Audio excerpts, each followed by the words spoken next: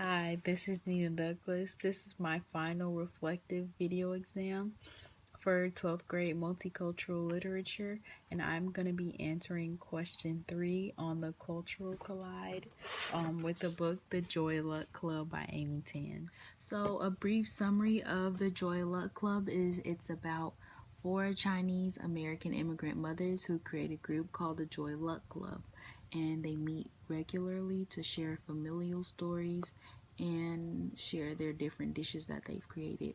And these mothers also have four daughters that share the same heritage of being Chinese, but they live in an American culture. So this is where their culture collide. Okay, so we experience our first cultural collision in the book with the four mothers, their main language being Chinese, and then the daughters' main language is English. So throughout the book, the mothers try to share their stories, but most of it has a Chinese concept with balance and yin and yang. And so the daughters, when it's being translated, the full understanding of the topic or concept is not correlating with them, and their response isn't actually beneficial to help their relationship either. The daughters respond by a lack of caring. If they don't understand, they don't go any further to understand what their mothers are trying to, tell them through their stories. Moreover, just throughout the whole duration of the book, each character experiences their own personal anxieties with their colliding American and Chinese culture. So, for instance, we have one of the daughters that denies herself of her Chinese heritage because she believes that Chinese heritage only exists if your external features show that. And then also, three of the daughters, their response to trying to fit into the culture is that three out of the four daughters marry into a white American culture family. And another response we have in the book to a culture collide is that one of the daughters, when she was younger, she would walk around purposely with her eyes open like this, as wide as she could, so that externally she would give off the effect that she was of American descent instead of Chinese. And there's another instance in the book where a daughter's response to her cultural collide is that she tells her mother that if she would have told her when she was younger that she wasn't of Chinese descent, that she would have been so happy and excited because she loves the American culture more and favors that more than her Chinese culture. And so, as we move forward in the book and the daughters grow older, they began to realize that, who they are, they can't change it, it's inevitable. And so their response to that is they start to embrace it, and they start to, care about the stories that their mothers try to pass down to them and apply them to their lives and, learn from their mistakes. And we also have another daughter that, she goes on a trip to China, and one of her biggest fears she mentions is that, people in China will recognize her as American because that's where she lived, that's where she was born, that's all she knows is, American culture. So she feared that she wouldn't be looked at the same when she traveled to China. And then we have another daughter that also takes a trip to China, and her response to it, her culture collide, is that she also embraces it, and she sees that while American culture factors in some Chinese cultures, like they all live in San Francisco, right? So in San Francisco, she noticed that they have a Chinatown that has the Chinese culture, and that when she traveled to China, they also incorporated some part of American culture in their society.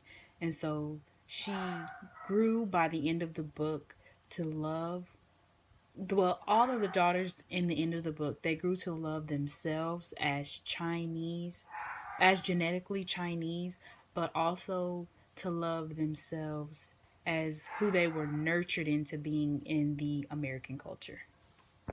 Okay, moving on to the next section of my 5-minute video, I'm going to first start by answering the question, how have I grown as a learner throughout the course of this semester?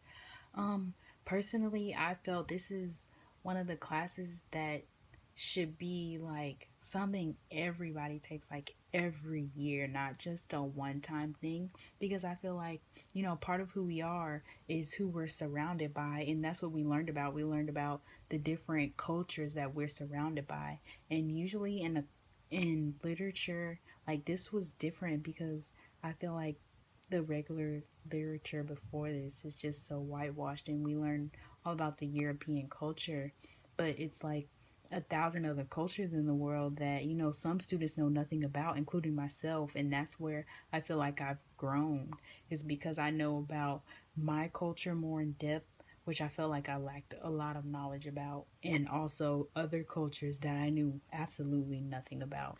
The next question is, what discussion did I feel was the most important that we talked about this year? And that topic I felt was where we were asked what we classify as cruel and unusual punishment, or what does the society in general classifies cruel and unusual punishment. And I felt it was the most important because I feel like a lot of people are really oblivious to the fact that black men in the social justice system receive more harsh punishments than those that might be white and have done a more harsh crime.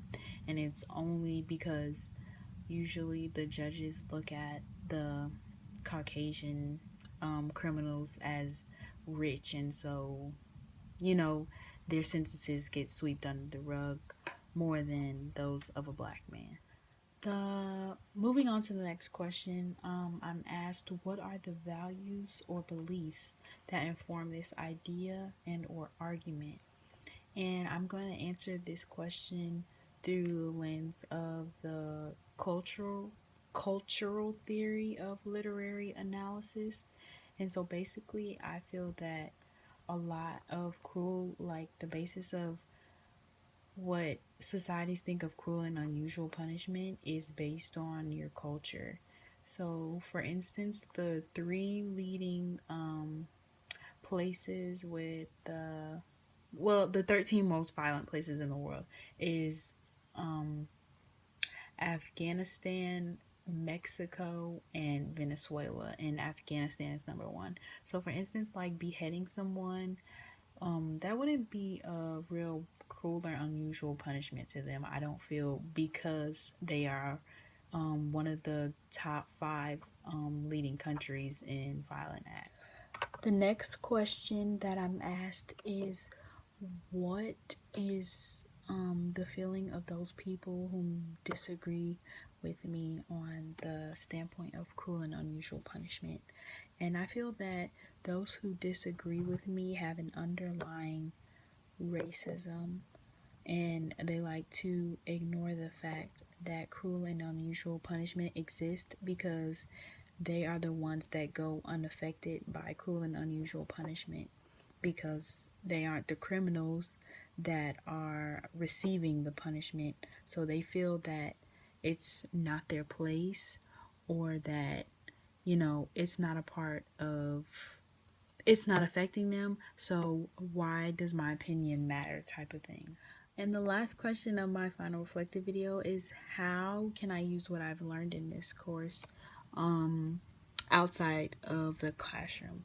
And I feel that I can use this outside of the classroom when I'm just reading any type of literature, and I'm able to get an analysis of what the text is saying, and not only one analysis, but analysis also through the different theories, such as the cultural theory and the queer theory and the Marxist theory. And another thing that I'm able to take outside the classroom is what I've learned about the different cultures and their opinions on society.